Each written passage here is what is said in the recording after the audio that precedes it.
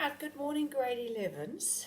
I cannot believe I'm going to say this to you, but we are at the last lesson of functions. We've done the straight line, we've done the parabola, we've done the hyperbola, we've done the exponential gradient. And today we're going to do something brand new that you haven't done, and that is working out the average gradient. Now, when I have a straight line, it's easy for me to work out the gradient using the formula y2 minus, so the change in y over the change in x. So the straight line is very easy. But what do I do if I have a parabola or a hyperbola or even an exponential graph and they want me to work out the gradient? Because it's a curve, I don't have a straight line. And therefore, in that case, because of the curve, we're going to work out the average gradient. Now, what is the average gradient? This is when I use 2 points on the curve and work out the gradient of the straight line connecting those 2 points. Okay, now there is a formula for it. So I'm going to choose 2 points. I'm going to substitute the x value into the equation and get an answer. I'm going to substitute the x value of the second point, get an answer. I'm going to subtract those two from each other, and I'm going to divide it by the difference between the 2 points that I have substituted. So I've tried to make this as understandable as possible for you. So instead of using x of 2, I said substitute x value into function, minus substitute the other x value into the function, and then divide by the difference between the two x values that you have substituted. Now, before we get to examples of that, they're also going to ask you to describe whether this is an increasing or a decreasing function. So remember, we read graphs from left to right as we would read a book. So when I do have an increasing function, what does an increasing function mean? It means the x and the y values will both increase. So if I look at this, the x value increases to the right as I'm reading it, and the curve is going up. So as it's going up, the y value increases as well. So what is another increasing function is when both graphs decrease. So it's like a minus and a minus becomes a plus. So if the x value decreases and the y value decreases, it's also known as an increasing function. So the easiest way to understand this is to have an increasing function, both gradients needs to be positive basically. Decreasing function, as the x value increase and the y value decreasing. So if I look at this parabola going down, that means that the y value will go down and the x value will go to the right, which is increasing. Okay, so let's look at the two examples you will find in your note, and that will help you to understand this a little bit better. So first of all, in example 1, they say calculate the gradient of the average gradient of x squared minus 4 between 1 and 3. So they are my 2 points. So the easiest way I'm going to do this, I'm going to work out what will the value be if x is 1. So 1 squared minus 4, that means f of 1 is going to give me negative 3. What will the value be if x is 3? That means I have 3 squared minus 4, that's 9 minus 4. That's going to give me a value of 5. So the average gradient is then equal, and I'm always going to try and get a positive answer. So the difference, so I'm going to say, right, the first value that I'm using is 3. What was the answer when I used 3? It was 5.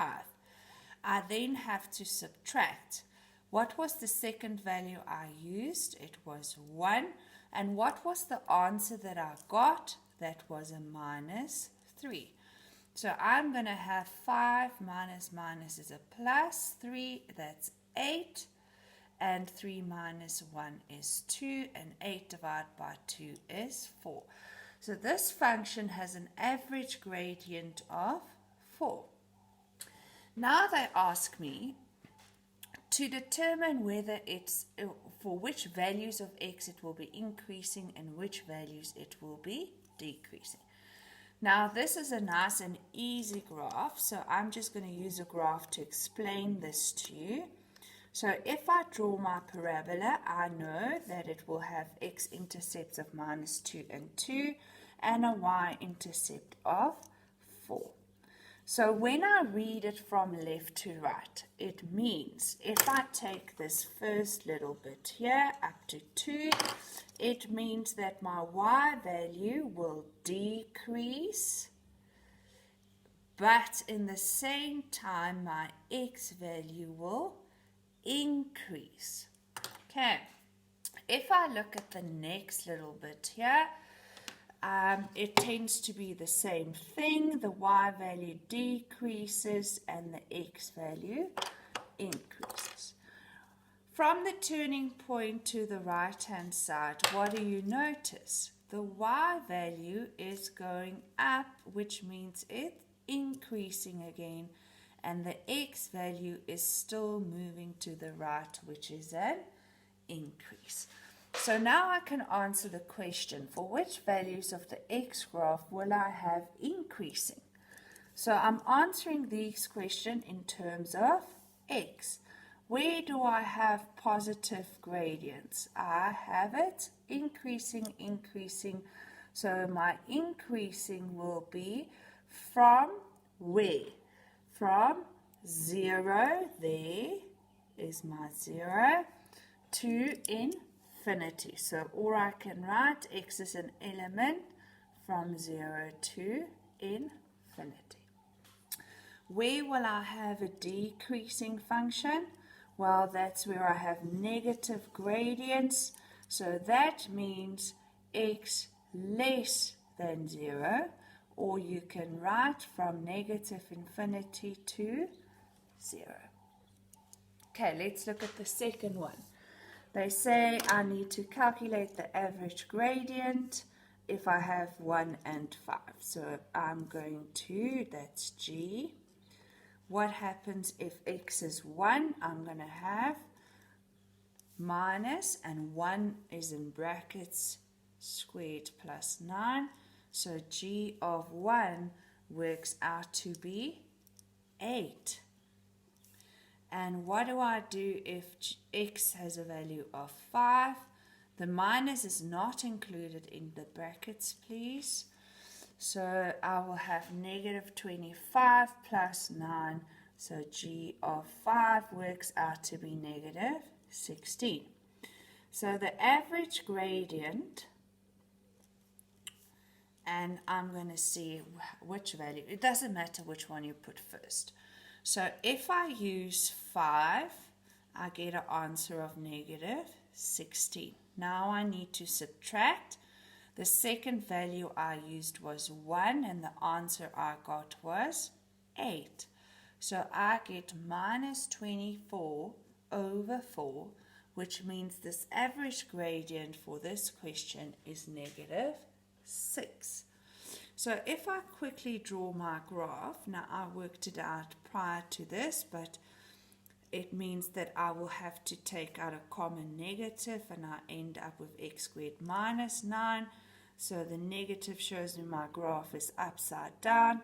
My y-intercept is at plus 9, and my x-intercept is at minus 3 and plus 3. So if I look at this graph, what happens here?